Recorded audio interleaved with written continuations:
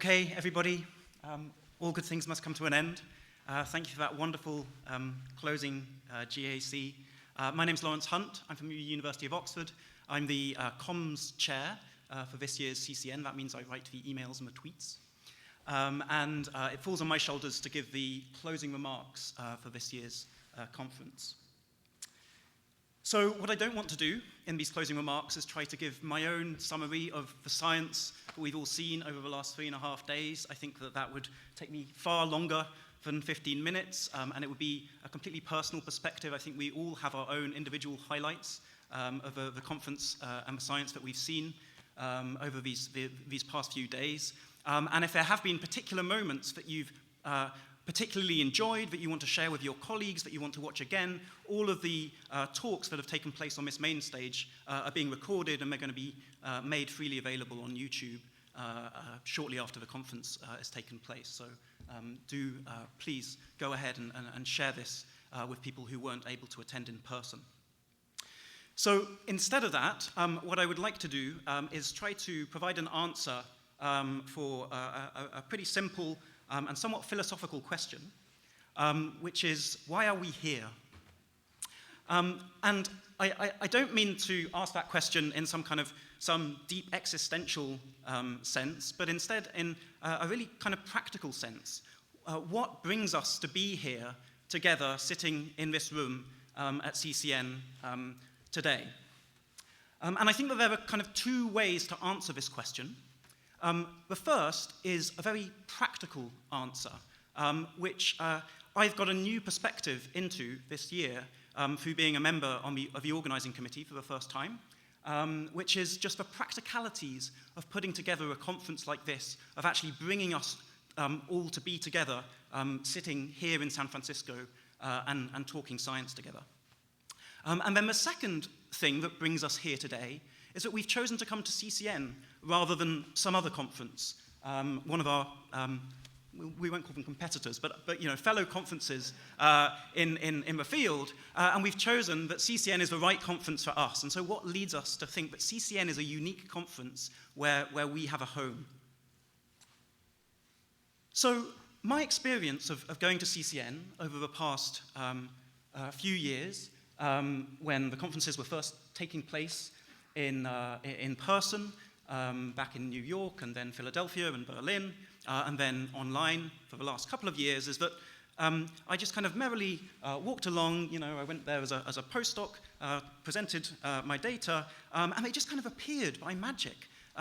Here was a conference which just appeared, and it had all of the interesting speakers in all of the fields which were kind of most relevant to me. And it was the perfect forum for sharing my work. And this was fantastic.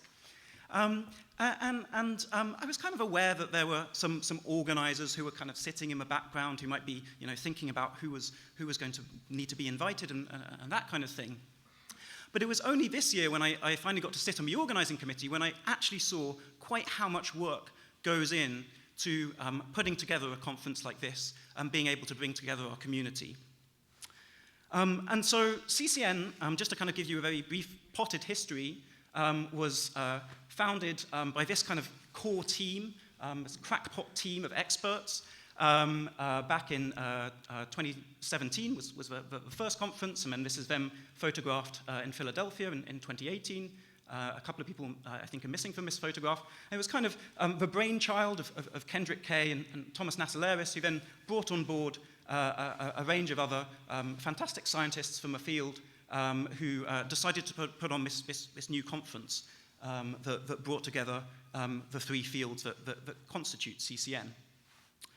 But since then, CCN has really grown into like a really large team of members of the community who act on a purely volunteer basis and give up their time purely out of goodwill in order to make sure that CCN happens. And so all of the people on this page have contributed in some way to the running of this year's conference. And some of those have been in really quite specific ways in making sure that the wonderful new review system that we implemented this year was programmed, it was running smoothly before we were able to send it out to you. And some have had a really broad remit of making sure that the scientific program was very well balanced. But everybody on this page has done it purely out of their own goodwill, because they see that CCN is a really important contribution to the community. So if you do know any of these individuals, or you happen to bump into them on your way out of a conference, do just turn to them and say, thank you for putting on a conference like this, because putting on a conference really can be quite a thankless task at times.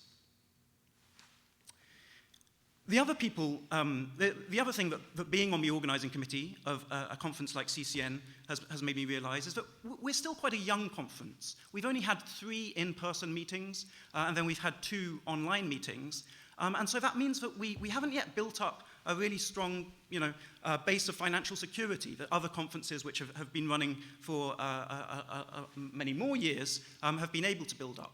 And so that means that we're really reliant upon the goodwill of a range of sponsors to making sure that we're in a really stable position to carry forward the conference and that it will run this year, but also put us in a position where we'll be able to run it again in future years. So we're really grateful for the support of all of these sponsors. But although CCN really is a team effort, there are a few people who just go above and beyond the call of duty in their contributions to CCN, and I think deserve like a really special mention for what they've done in their work this year. So the first 2 people who I'd like to highlight and who I hope we can all show our appreciation for are 2 program committee chairs, Megan Peters and Layla Isaac, who have been responsible for putting together all of the wonderful content that you've seen over the last few days. And Aldo, on behalf of the program committee, has a small token of appreciation that he'd like to give to Megan and Layla.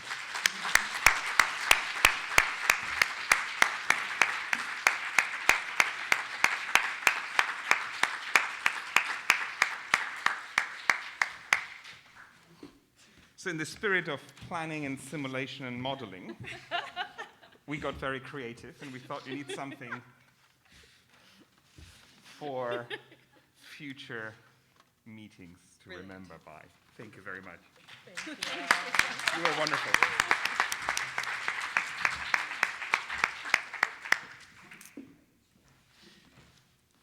But the other person who I really hadn't realized until I joined the conference organizing committee this year, on whom, at least this year's conference, without his presence, this conference would not have taken place. And he has given over so much of his life, I think, to the existence of this conference and ensuring that it runs successfully this year, and has done so in a very selfless way, and never wants to take any of the credit for it. So I'd like to give particular thanks to Thomas Nassaleris, our executive chair, and Aldo also had a gift.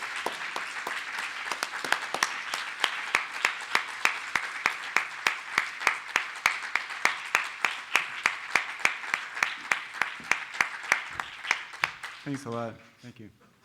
And we have a CCN also for you with a golden chair. All right.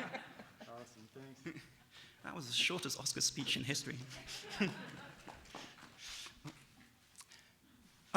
So Thomas is going to be stepping down as CCN executive chair at the end of this year. Apparently he has a lab to run. And he's still going to be contributing to the running of this conference. But it is going to leave quite a void, quite big shoes to fill at the heart of the CCN leadership.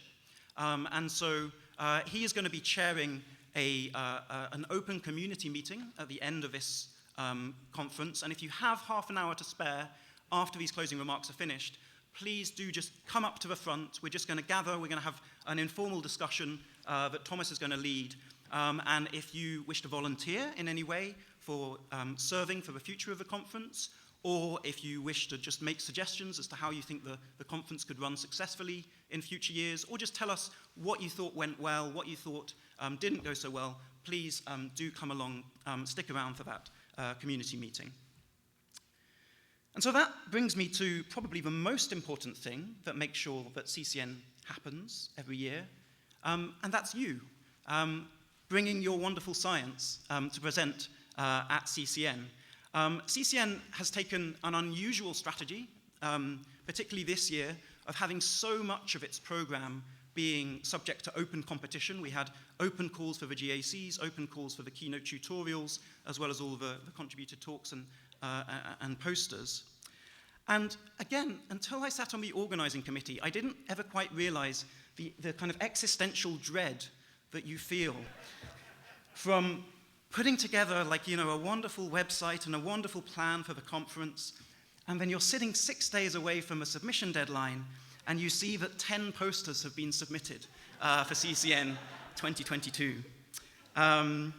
But Thomas was reassuring us that, you know, exponential growth will kick in soon, and this is exactly what happened in 2019. And sure enough, the days rolled on, and we hit the original submission deadline, and there we were. We were up at 50 posters, and we'd had a keynote tutorial submission.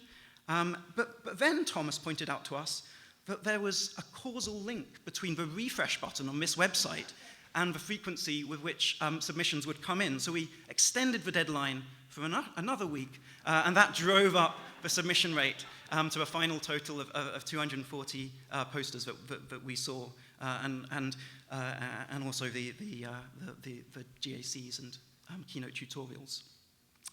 So next year we'll extend it by another year, and then we'll be as big as SFN. One thing that you can see is that we are slightly down on the number of submissions that we had relative to CCN in 2019. There might be a number of reasons for that. We, you know, are living post-pandemic. 2019 was the first time we went over to Europe. It also was held back-to-back with the Bernstein conference, which may have done well in kind of boosting our submission rate. But if you have any suggestions as to what you think would you know, help to ensure that we have healthy numbers of submissions in future years, please, again, bring them to the community meeting. And then the last thing that you can see from this graph is the more senior you get, the steeper your temporal discounting function becomes.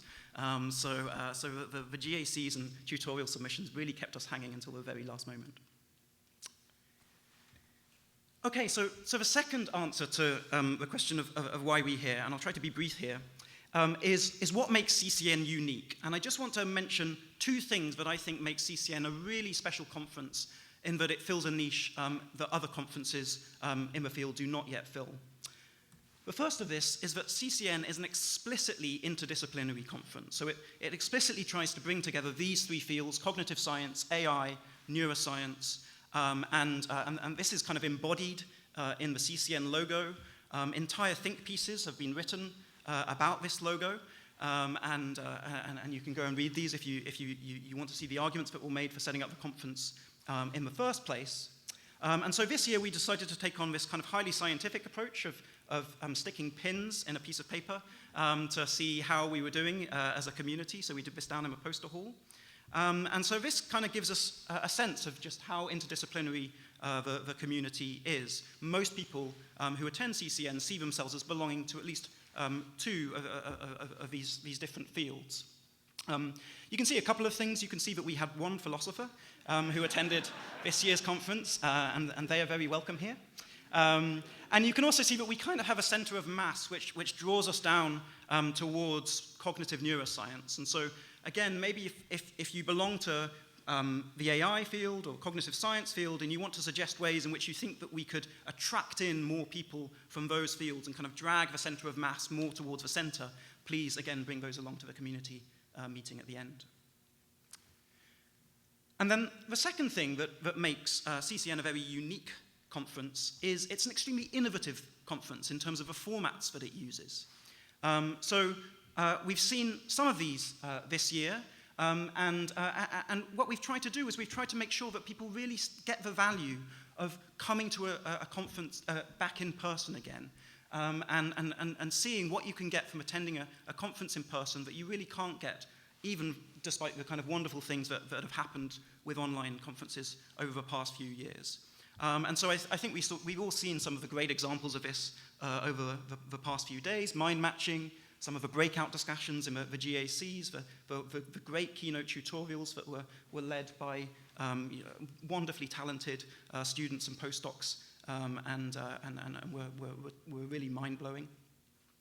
And we have a couple of new innovations for these things this year. So one was the new ranking system that we used to do mind matching. This was introduced by our colleagues at Neuromatch. And we're already starting to get data on how well that matching system worked. So this was based upon the ratings that you gave at your tables after each mind matching session. You can see that how well the matching system predicted your table would get along, how closely ranked they were, is indeed predictive of how closely aligned people said they were in terms of their interests. So it seems like the matching algorithm was in some way doing its job. But it actually turns out that that's not particularly predictive of whether or not you get along with those people and whether or not you agree or disagree. And you can have a perfectly good time and a perfectly good scientific discussion with people who you see as being quite different from yourselves. And then the second new innovation that we had in place this year, in particular, was the review process, which we explicitly designed the review process. The goal of the CCN review process in this year was not really to reject abstracts. We do have a brief screening stage where we check that things are kind of within scope. But beyond that, the review process is not designed to accept or reject abstracts for coming to CCN. We want to be inclusive as a conference. Instead, the real goal is to provide a really rich set of feedback on your work. So we tried to provide 7 to 8 reviews on every paper that was submitted to CCN this year. We wanted to provide that from a broad spectrum of scientists, including junior scientists, senior scientists, so that you would get an impression of the kind of what it would be like for somebody to read your paper. And you could take that forward into writing the manuscript subsequently. And then a secondary goal, of course, was to provide rankings for the contributed talks, for selecting the contributed talks.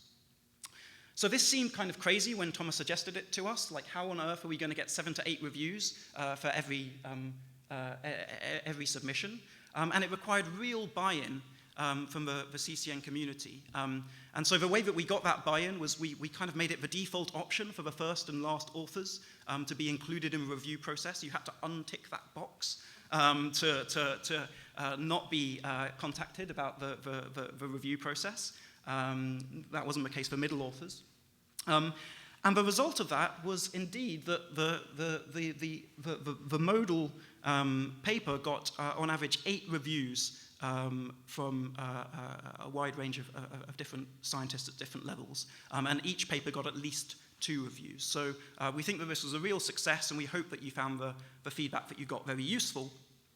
And then on top of that, we had this new rating system where all of the abstracts that you submitted, you ranked in this 2D space using this web interface, which was designed by Jasper.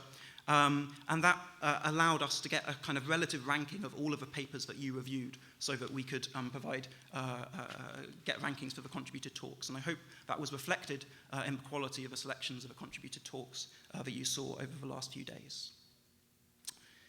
So with that, I just want to, again, plug the community meeting. Please, if you have half an hour, feel free to just come to the front of the auditorium. Thomas is going to be chairing.